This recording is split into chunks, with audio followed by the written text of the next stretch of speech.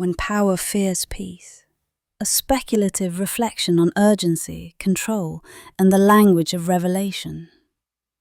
There is a pattern that repeats throughout history.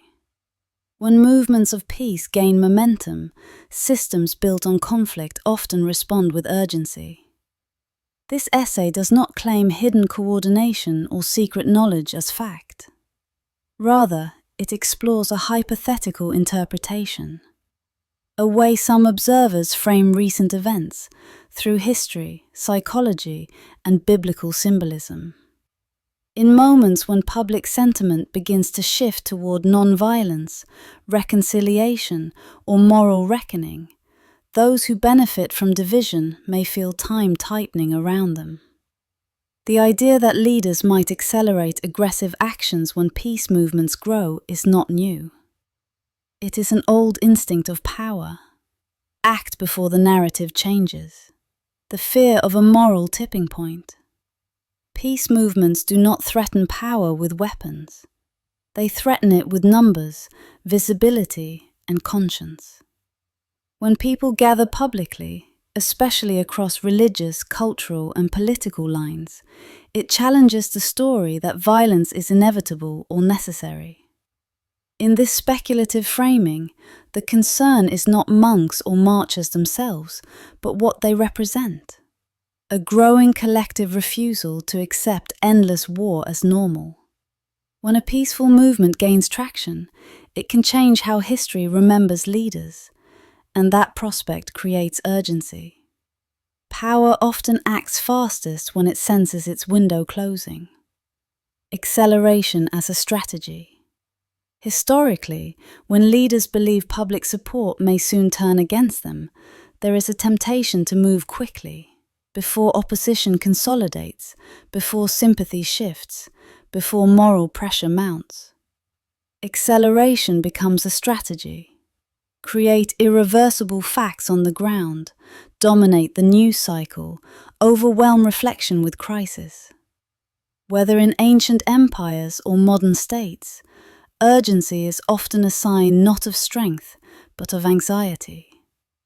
The language of revelation. This dynamic finds a striking parallel in Revelation 12:12. Woe to the inhabitants of the earth and of the sea! For the devil has come down to you, having great wrath, because he knows that his time is short. Regardless of how one interprets revelation, literal, symbolic, or poetic, this verse captures a timeless idea. When destructive power senses its end approaching, it intensifies rather than retreats. Wrath increases when time feels limited. Force escalates when legitimacy erodes. In this reading, the beast is not a single person, nation, or party, but a pattern. Systems that survive on fear, dominance, and conflict. When such systems feel exposed or challenged by moral awakening, they do not soften. They harden. Peace as the greater threat. Violence is familiar. Peace is destabilizing. Peace invites questions. Why is this necessary? Who benefits? What alternatives exist? Movements rooted in peace, whether led by monks, civilians, or ordinary people, undermine the myth that there is no other way. That myth is essential for sustaining endless conflict.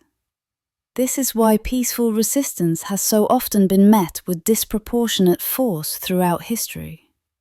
Not because it is weak, but because it is persuasive. A caution, not an accusation.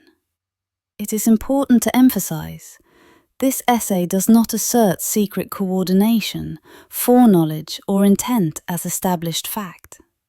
It explores how power behaves when it feels threatened, and why religious and historical language continues to resonate when people try to make sense of accelerating violence amid calls for peace.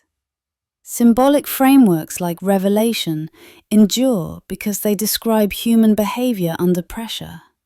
Not just prophecy, but psychology. Conclusion. Whether one reads current events politically, spiritually, or historically, one truth remains consistent. Systems that rely on force fear movements that rely on conscience. When peace gathers momentum, urgency often follows. When urgency rises, restraint disappears. And when restraint disappears, history takes note. If the language of Revelation speaks to our time, it may not be predicting monsters, but revealing a pattern. When destructive power senses its time is short, it lashes out. Peace, paradoxically, exposes that fear. If today's message spoke to your heart, remember to like, share, and subscribe. Together, we'll keep uncovering the living words written in red, words that never fade.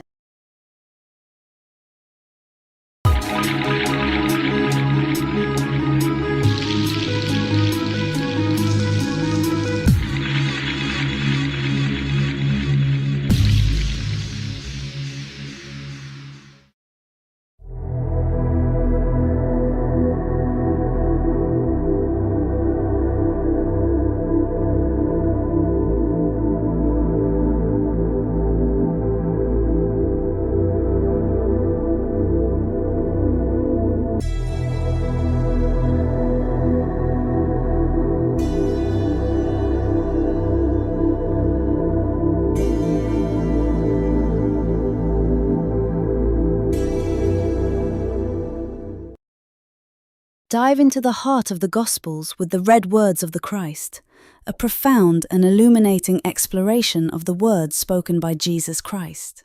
This beautifully crafted book brings together the teachings, parables, and divine wisdom of Jesus as found in the New Testament, offering readers a focused and inspiring journey through his transformative message.